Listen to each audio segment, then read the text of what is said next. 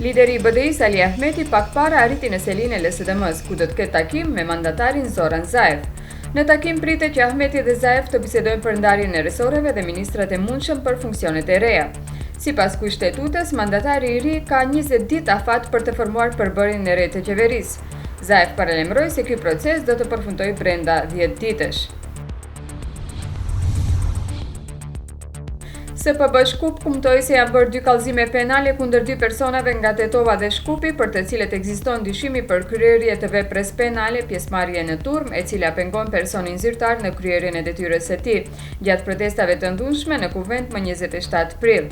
Në bisedë janë marrë edhe 2 persona nga Shkupi, punonjës në drejtorinë për siguri dhe kundër zbulim.